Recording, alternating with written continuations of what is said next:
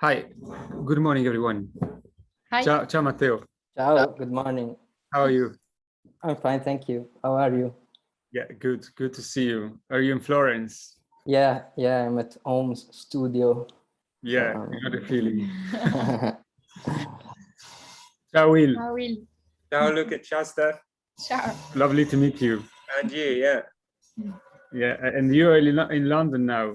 I am, yeah. Okay. And you, where are you? We are in Genova right Okay, now. nice. Nice. Yeah, we are lucky. Genova in this period, it's quite a fantastic city. So yeah, and I guess also Mo is there. And there you go. Ciao, Mo. I think you are on mute. All right. Sorry. Okay. Now we hear you loud and clear. How's Ciao. it going, guys? Good. Good, You thanks. also? Good. Yeah, I'm good. Everything's fine. Fantastic. Finally, you have a voice for us. We've been in touch. Yeah, exactly. A voice and a face as well, because I mean, sometimes I have to say I like to play low profile a little bit. Yeah. Okay. No, I mean, I think we will formally begin. We thank you very much for joining this 12th edition of this series of conversations we organized. It's Fake Authentic Life of the Others. And today we have the pleasure to host Matteo Bimbi and then KEMETIC Blue, a very low profile guy, and Will Guthrie. So we will briefly introduce you, and then we will follow these orders. So Matteo will talk as the first guest, and then you, Mo, will go second, and we'll conclude the session. So thanking you again for joining this. We introduced Matteo, who is a designer based in Florence. He's graduated in architecture in 2017, and he works in the field of furniture design, from custom pieces to collaborations with companies. As a designer, his aim is to question the status quo by provoking reactions and suggesting new possibilities. His works are based on research defined by specific context, with the final object being the result of a process that involves material, manufacturers, and people. We like to invite you to check his production that presents peculiar pieces like the ghost lamp or a marvelous chair, which looks like an ode critique to the nowadays tendency of abusing Amazon services. He will be part of our next exhibition at the Antonia Iannone Gallery, with an expected Santella, the name of his product. It's a piece where we brought together profane pieces that has nothing to do one with the other, creating an holy monument that's all of a sudden create a certain soft togetherness. So Matteo, we leave you the word, and we thank you for accepting the invitation. Thank you. Thank you very much for the kind presentation. I'm honored. And I will start sharing my screen. Okay.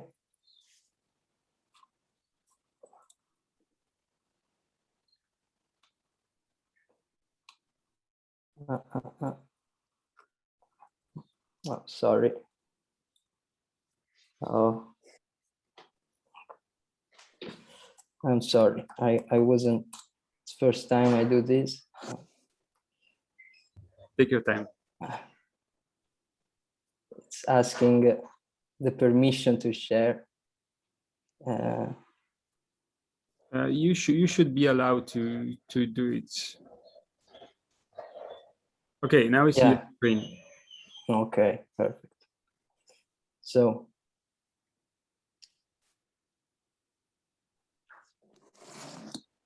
Okay, can you see the full screen? Yes. Yeah. Okay. So as Luca said, I'm an architect and designer based in Florence. And so I wanted to start from my hometown, that is Florence, and with a kind of unusual thing that nobody knows actually. That is this Roman bas relief on the southern facade of the Battistero, which is in my opinion, the most incredible architecture in Florence.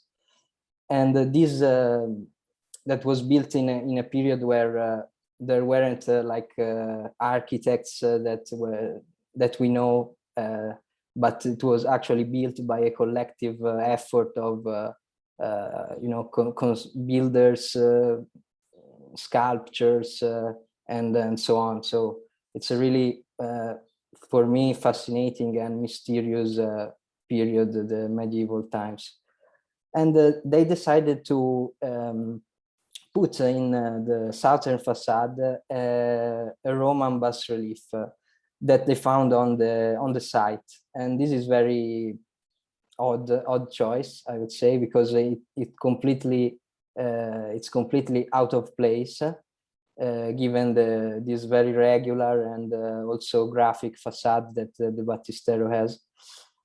And really nobody knows why they did this, and probably they wanted to really tell a story, just this, because as you can see, is composed by two different reliefs, one with people making wine and one with a naval battle, and they put them together to talk about the production and the trading of wine, which was back then and today a very important aspect of Florence. So what I wanted to say with this is that in a way it's a fake, like by today's standard, you can't just take some historic thing and use it on a contemporary building, like completely manipulating his meaning, his original meaning. It would be put in a museum, but back then they had like a sort of freedom and very progressive, to me, spirit of using it for their contemporary purposes of telling a story, of creating what I call a fiction. Like so it's fake in the sense that it's a fiction, and fiction was and it is today also very important to actually create the real. So going on, authentic, I've chosen the chair number 1 by Ray Cavacubo, which is the founder of the famous brand Comme des Garçons, and the creative mind behind it. And what I like about this is that in a period of in a span of about 10 years, she started to make furniture, just because she didn't find any that suited their shops and their vision of their general vision of creative vision. And really she did very naive, I think, furniture, very authentic in a sincere way, because she isn't a furniture designer, and she isn't an architect, and actually she isn't even a trained fashion designer. So what I really like is this approach, very, again, free, very naive. And I think she did in 1983 an amazing job that today many furniture designers can't even dream of. Iconic. Now, this is a bit of a personal reference. Like this is a movie I really like, and this is the final scene where Seven Samurai, of course, very famous, an icon in itself. And this is the final scene where the remaining samurais are in front of the graves of their companions. And so I'm sorry for the spoilers for people haven't saw it. And the farmers are partying and are partying for the victory over the bandits. And the old wise samurai says to his companion, so again we are defeated, the farmers have won, not us. This is like a kind of iconic feeling that I have every time a project is done, like this sort of existential emptiness when you have done your project, you have done your work, but at the same time you aren't fully happy with it, to leave it to other people maybe, and you can't fully appreciate the work itself, like and I don't know, maybe it's something that other architects and designers share with this feeling of being lost, even if you win, like in this case. And also it's of course iconic, the shot itself with the graves, it's very composed, but I'm not a cinematography expert, so I don't want to say nothing about this. Ironic. So back to Tuscany. This is a scaled reproduction of the dome of Brunelleschi Dome, done in where there was this city called Semifonte, which was a city that at the time, at around 12th century, was actually a rival to Florence. And so the Florentines decided to just attack it and completely destroy it before it could become a threat. And it was forbidden to build in this site, except for this one only exception in 1597, where they decided to build a commemorative chapel. And ironically, they used the most important monument of Florence, the city that destroyed them. So really, I think icons are in a way ironic in themselves, in the sense that they can be used, they can be remixed, they can be put scaled back and forth, like they have this strength that really allows you to use icons for every kind of need. And this is what I think makes an icon, like is being bigger than the place where it is, like is bigger than the people that made it. And I think this is a very funny and cruelly ironic example of how architecture can work.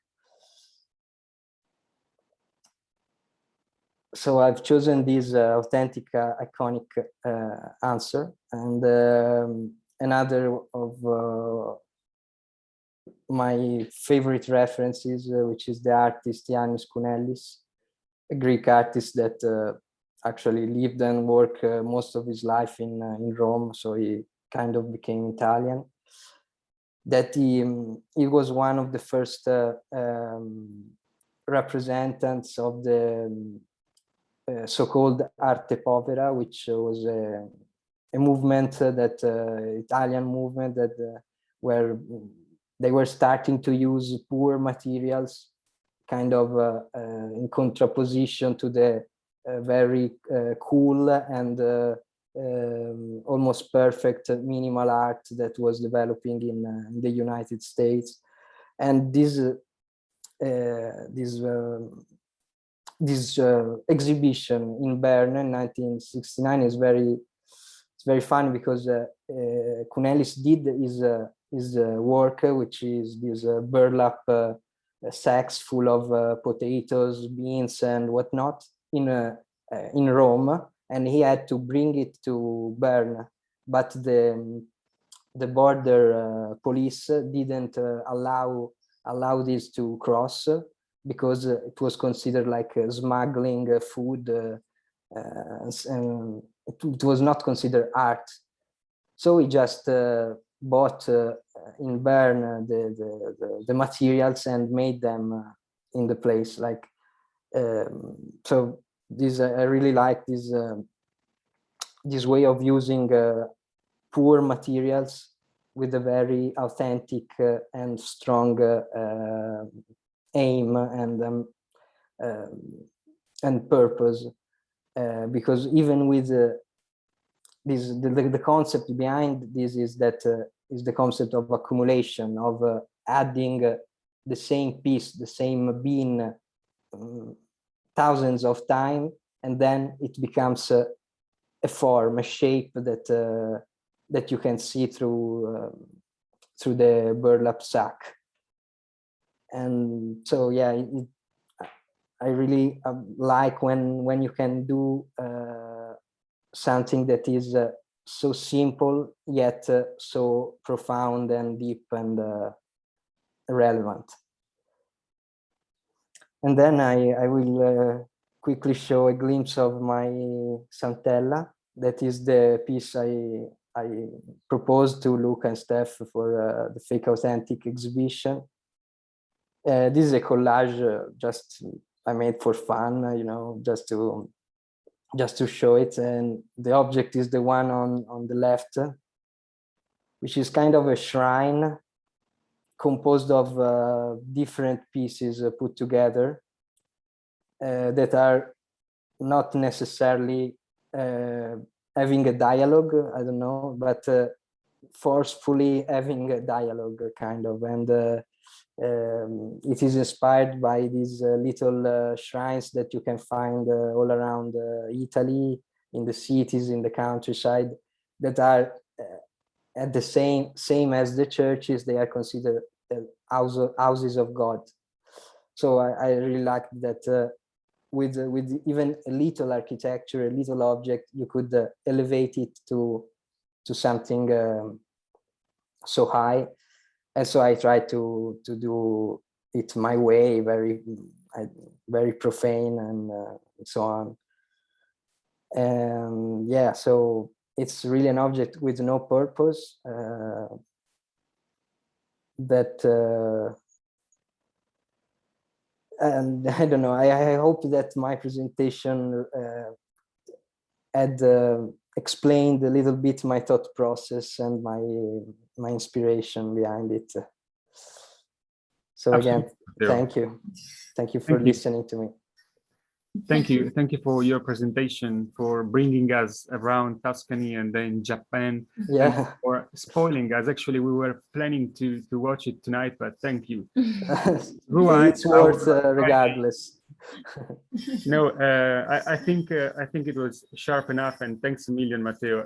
The Santella, it's a piece that we are very much looking forward to discover, especially the base of the Santella. It's something still hidden, but something so curious. We saw it, and but check out Matteo Bimbi's work. It's really sharp, something. yes. Yeah.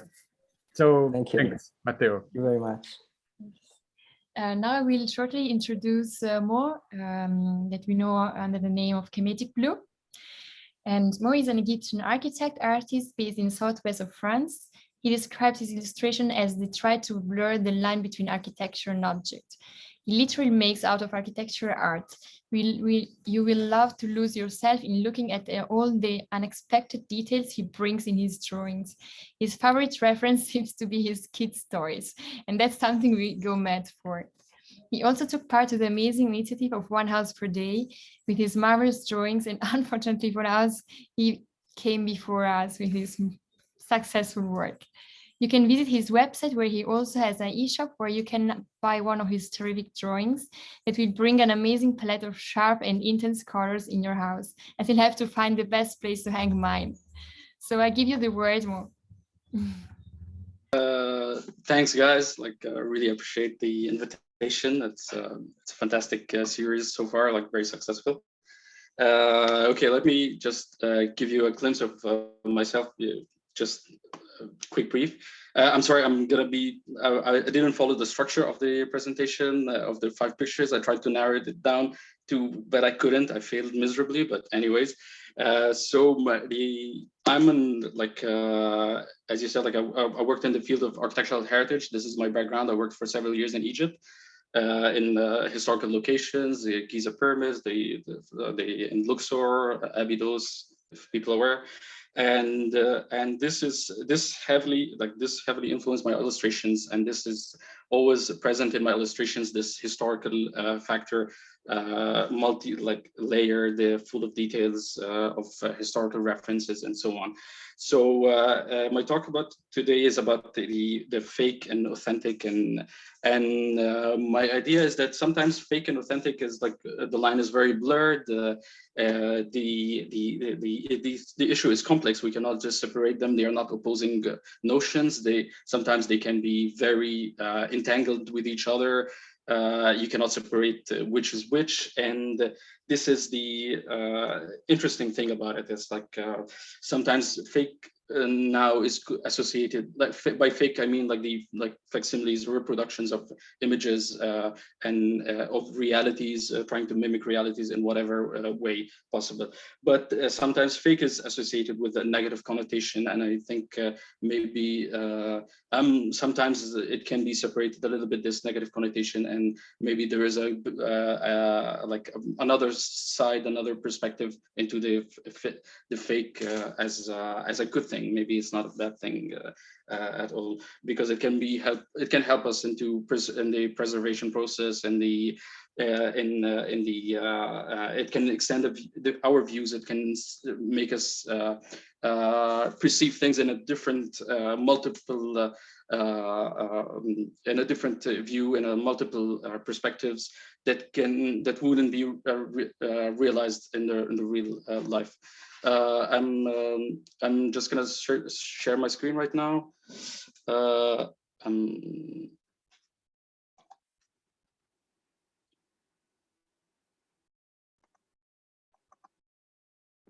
don't know if you guys can see. Oh, okay. Yeah. Okay. So the whole idea of my work started when, early on, when I was a kid. My mother took me to the Agriculture Museum in Cairo. It's a thing in Cairo. It's an agriculture museum that was built in the 1930s, and the main tool of demonstrating information is dioramas. So through dioramas, my mind was blown away by the idea of that you can, in a very confined miniature world, you can see multiple or like a bigger picture of the world in a very small space. So this idea of reducing the reality into a very miniature size in front of you, where you can actually, your eyes can roam around and see every detail. You can follow, I remember my eyes were following all the process of the production of things, of agriculture products, cultivations, and so on. So it's full of maquettes of different themes and different aspects. So this idea was, I felt that it gave me somehow superpower, that you feel that you have this idea of superpower. You get to see an overview of something that is bigger than you, and you can see it there in front of you. The time is you can see a scale of time, because the whole process is just in front of you. It was very intriguing for me, and later on it has parallels in my work, in my following work. For example, this is an illustration I made recently, and the idea of capturing this process from end to end. You get to see, your eyes get lost in the middle. You see the process, you see how things are going, what is progressive, what is going after the other. And this idea was really interesting to me, like the idea of capturing the thing. So later on, when I went, we can find this parallel, this idea as well in the maquettes of ancient Egyptian that can be found in lots of museums. In this case, those maquettes are from a certain tomb. They were buried with the deceased in the sole reason of providing the dead person with his basic needs throughout his life.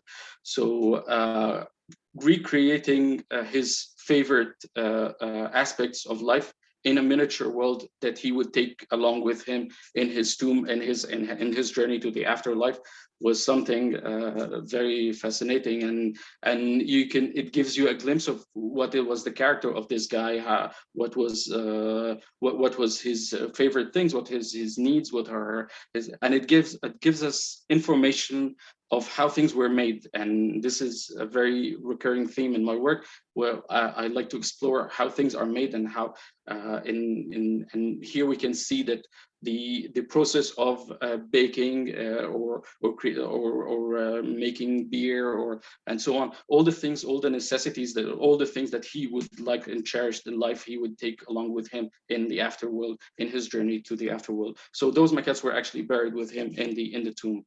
And in one of the incidents here, for example, you get a maquette of a carpentry workshop, and the idea of seeing a workshop in a maquette of a workshop that is made of wood. Actually, the maquette is made of wood, and it's this layered aspect was very intriguing, this recurring theme. So it led me as well to create this illustration, which is I mean, at the end of the day, it's an illustration, but it's a representation of a maquette that is itself a workshop of a maquette, a workshop to create maquettes. So this layered, this mise en abîme, as the French say, this realities within realities within realities is something that is very interesting for me. Sometimes this recurring sequence can be found as well in real life. Here, for example, this is in the case of the Luxor temple. There is this is a depiction of the facade of the temple within the wall, inside the walls of the temple, like inside the temple itself. So what is interesting here is that the representation, of course, the facade of the real facade of the temple is a little bit destroyed. There are two obelisks on each side. One of the obelisks is the one in Paris. So you get in the representation, you get the full image of the actual reality. So this was really interesting to me. In some cases as well, we can see that how the copy can actually give us information of what was lost. So, for example, like in the ancient Egyptian tombs, tombs were decorated with drawings to demonstrate the favorite activities of the deceased, whether it's hunting, just a banquet of dancing people, and all the food and so on, and some of the in some scenes we can see as well that for example, here this scene we have on the top, it depicts a coffin, like a sarcophagus, and this in the actual tomb itself, the sarcophagus is long gone, so we are only left with the representation of the sarcophagus, so we know exactly how it looked like, even though that we don't have the real thing. So this idea of the fake actually gave us information is very interesting. We have in other cases as well, the fake is the only evidence of what is there. So for example, in this case, that's a facsimile of a scene from a tomb. So that's like 2 steps away from the real thing. So it's interesting to see that we're only left with this, and sometimes the real thing is long gone. And in this case, for example, here those are part of a tomb, and those are the real illustrations from the tomb, the real plaster work from the tomb. But then the actual tomb is actually long gone. Like, we don't know even where did it exist. We have another example as well in southern Egypt. This is the first illustrated tomb to be found, the oldest illustration. This is 3,400 years old. This is even 1,000 years before the pyramids, just to give you a scale. And this, we don't know the actual tomb where it is, so it's long gone, and we only are left with this illustration. So this sequence can also be broken. So in the case in a project that I worked on was the facsimile of the tomb of Tutankhamun. The word facsimile and a tomb can be a little bit problematic to some people. I can totally understand, knowing the fact that this is actually just 1 kilometer away from the actual tomb. It was built in 2014. I was involved in the architectural side of it, not in the facsimile reproduction part of it. But the idea was that the actual tomb is actually heavily damaged because of the flock of tourists throughout the years. The tomb there is a plaster. The rock cut tomb is plastered, and then there are drawings on top.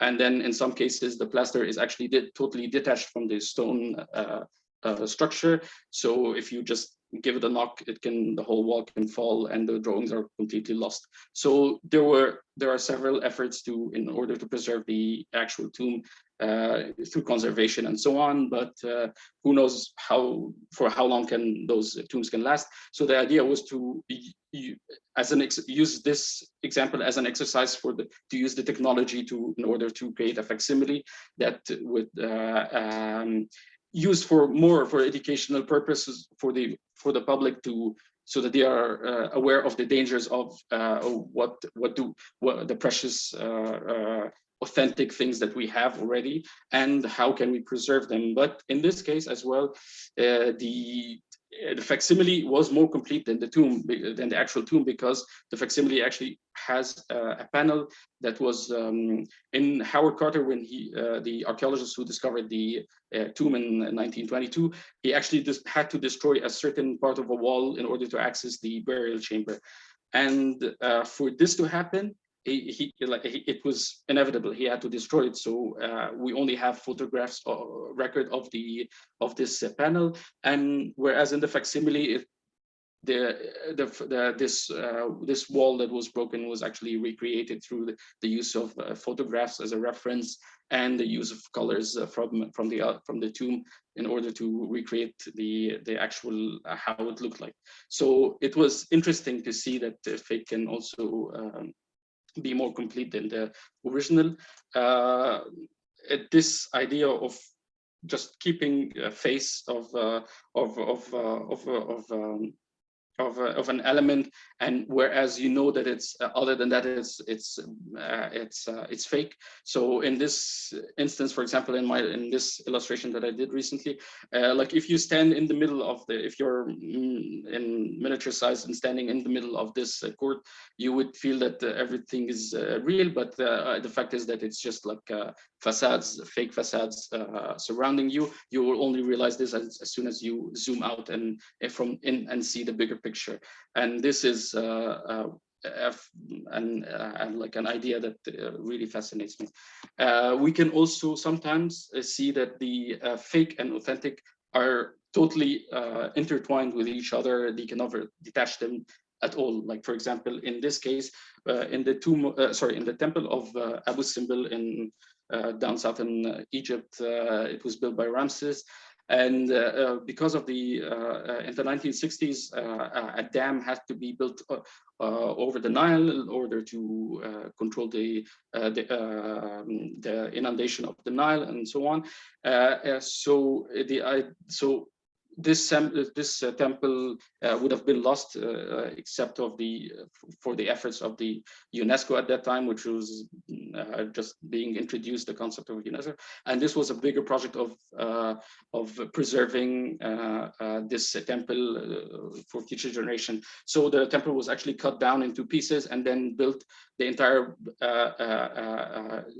temple was reassembled again on top, on a higher altitude, but within a context of a fake mountain behind it. So you can never separate them at all. So the real temple is actually housed within the fake dome. So it is somehow ironic that this is the case right now.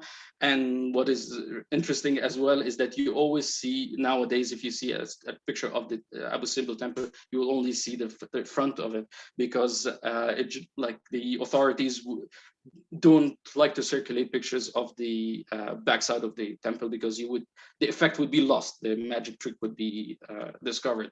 So so that was an interesting idea as well, that you sometimes you maintaining a certain linear perspective of things in order to not cover the magic trick behind things. For example, like here, when we see in any imagination of most of people abroad, other than Egyptian, they would think that the pyramids are in the middle of the desert, in a very magical setting, with camels running by and so on. But in fact, the pyramids are right smack at the edge of the city. That's the reality, that you would have to see this before seeing this. So you have to go through the city in order to reach the pyramids. So this idea of the fake representation of things and how it can alter your perception and your ideas of things. And I mean, incidentally, like the camels are actually a Roman introduction to Egypt. Ancient Egypt did the new camels at that time. So the whole thing has like so many layers of fakeness that became for some people the reality, but in fact that it's not. And this was apparent for us when I worked on the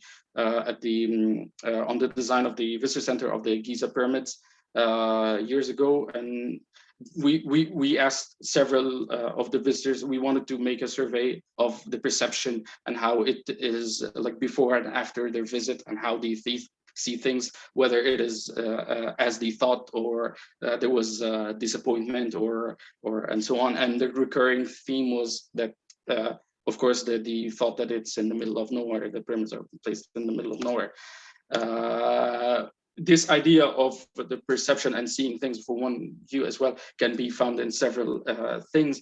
For example, like there is a reference to the archive of the French, the photographic archive of the French government of the Suez Canal. For example, there was construction of the Suez Canal in the 19th century. Is that the canal was always the photographs portrayed heavy machineries, but without any people at all. And you would see that it's only if there are people, then it usually are like French engineers or so on. But the workers, normal workers, are never present in those pictures. They're real Egyptians. Whereas the reality was that the Egyptians, 100,000 more than 1 million Egyptians were involved in the construction of the Suez Canal by hand. It was dug by hand, with 100,000 lives lost through the construction of it. So this idea of just representing and part of the reality in a certain way, in a distorted way, was very interesting. So coming back to one of my illustrations, which is one of my recent ones, is that I try to capture this idea of seeing things from multiple views. You don't see things from only one view, as opposed to the like linear perspective where you see things. Your eyes are guided to only look at a certain point, but here like as an anti-perspective view, you get to see more and in a very unusual way. So here the fake is actually giving you extra layers of views that you wouldn't have been possible in real life. And yeah, and that's it. Like, I don't know if I went too long or too fast, but that's it. You went perfectly. So thank you Mo. I think you have been a kind of a thunderstorm of knowledge. So thank you for that. And I strongly recommend you to all the audience, let's say, to check your Instagram page, because what Astonished does all the time, it's the references that you brought on the table. Like, you showed us a couple of images now that are really so actual and so beauty in terms of not only representation, but the content itself. It's great, and that's something that we also see in your work. It's so rich and so profound.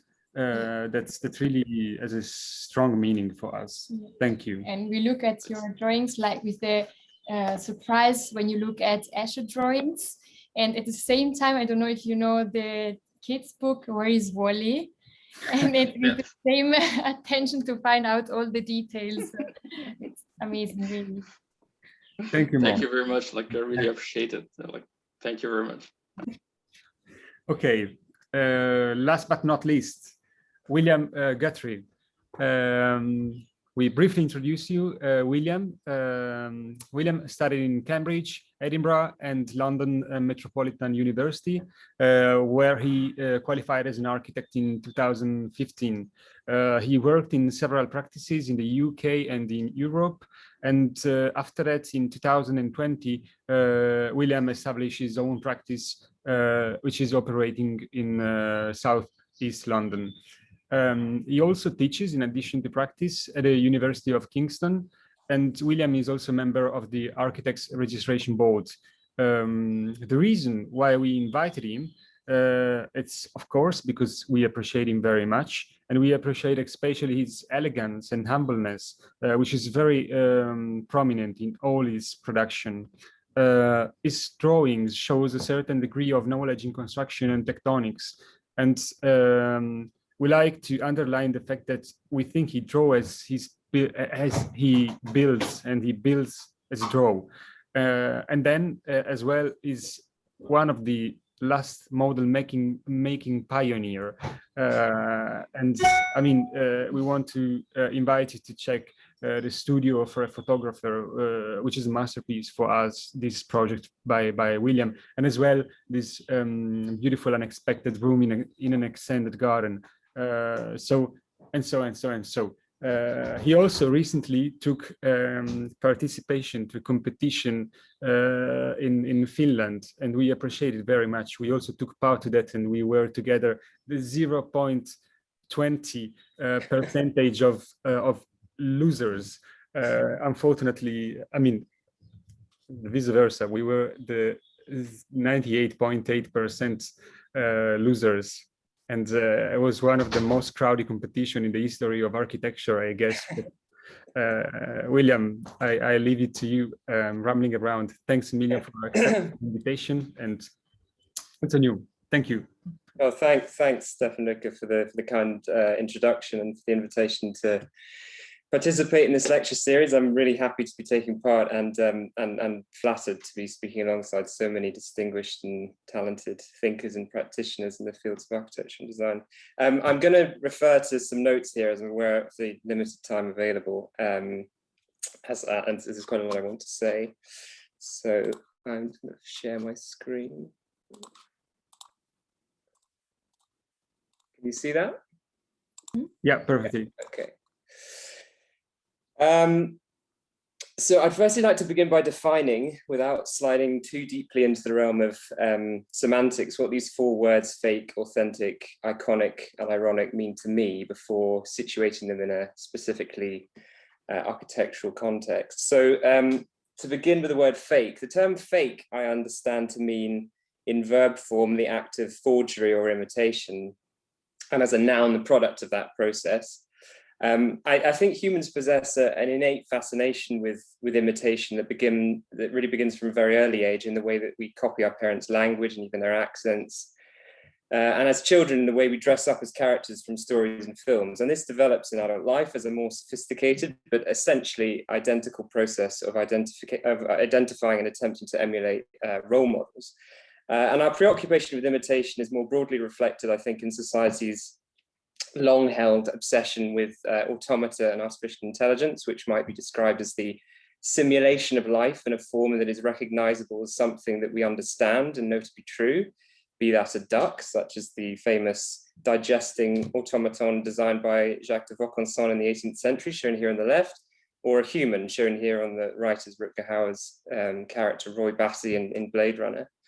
I think everything we create consciously or subconsciously, purposefully or unintentionally is broadly imitative of, or at least influenced by, something else. So although the word fake is used as an almost universally pejorative term, it's nonetheless synonymous with the process of imitation that might be said to be applicable to almost every creative human act. So I'll take the word fake from this point forward to mean something that is a simulation of something, but crucially not something that is necessarily inauthentic or disingenuous. It's the intention behind the act that is really critical in assessing the value of a fake.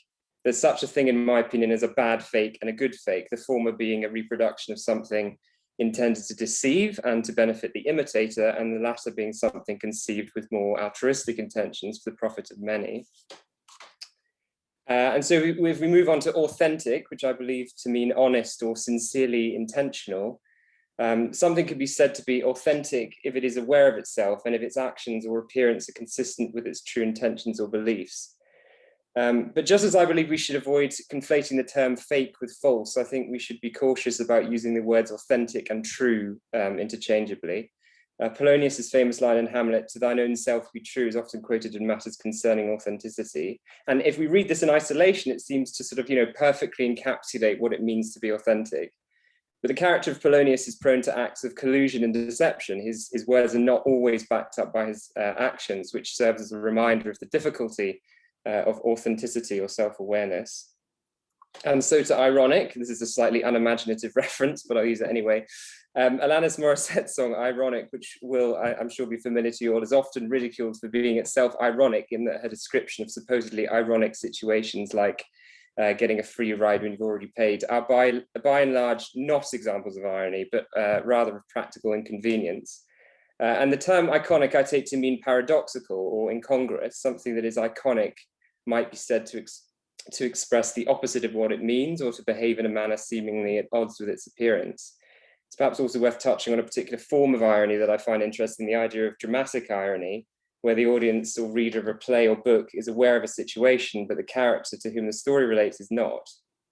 And lastly, iconic, which is perhaps the hardest to assign a precise definition. Broadly, I'd say that the secular definition of an icon is a sign or symbol which shares common or recognizable characteristics with the thing it's supposed to represent. And an icon needn't be recognizably related to anything that exists in the world already, like say an apple, but can be entirely self-referential. Before John Lennon, for example, there was no such thing as John Lennon, but he is nonetheless an icon. His image is representative of a particular point in time, of music, and of political or spiritual beliefs.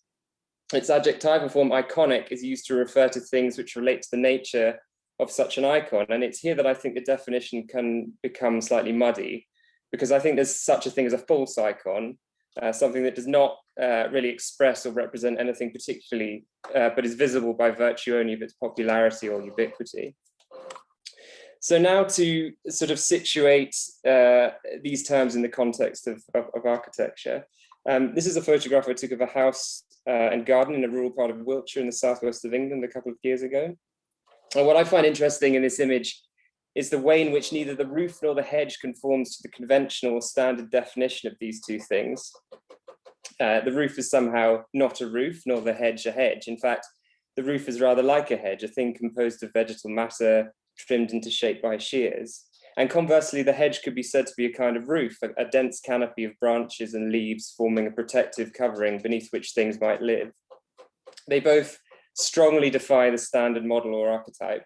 And in this image, we see the hedge and the roof participating in a kind of conversation, one that has been ongoing for the past 200 or 300 years, in fact. They are both resolutely nonconformists, and their defiance of the type makes them arguably more authentic than the conventional members of the family to which they belong. The creative intention of their makers, I would say, is sincere and authentic, but they could also be said to be participating in a game of imitation, of taking the form of something that they are not.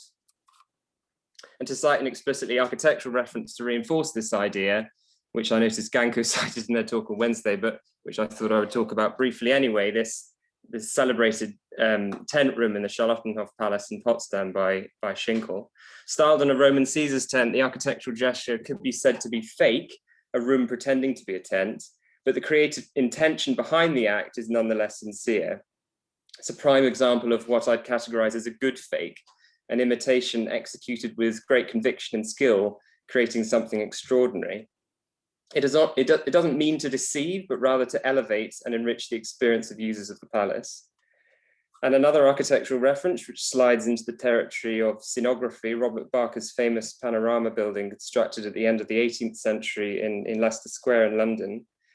This strange, but I think rather extraordinary building was constructed to house Barker's remarkably detailed paintings of landscapes and cities, and could be said to be a form of primitive virtual reality. But is it a good fake or a bad fake? Well, the panorama made Barker extremely wealthy, so it would be reasonable to argue that his intentions in making the paintings and the building were driven overwhelmingly by a commercial incentive. But that doesn't take away, in my opinion, from what is a brilliantly imaginative and technically very accomplished work of art, architecture, and engineering. And so now to turn our attention to the terms ironic and iconic. Here we have a photo of the brick abutment of the Colosseum in Rome, built in 1806 to the designs of Raffaele Stern. The buttress or structural prop is something I'm fascinated by and have been for a long time, which I think has particular significance in the context of this conversation. In his brilliant book, which I recommend heartily if you're not aware of it already, On Altering Architecture, Fred Scott says something very perceptive about the nature of these structures. He says, a prop or crutch aims to maintain certain spatial relationships that would otherwise be under gravitational threat. It aims to do this in a straightforward, honest, and non-rhetorical manner. The prop is like the armature that maintains the surviving pieces of a Greek sculpture group in their original position, one to the other. It is also an indication, a measure of what is missing.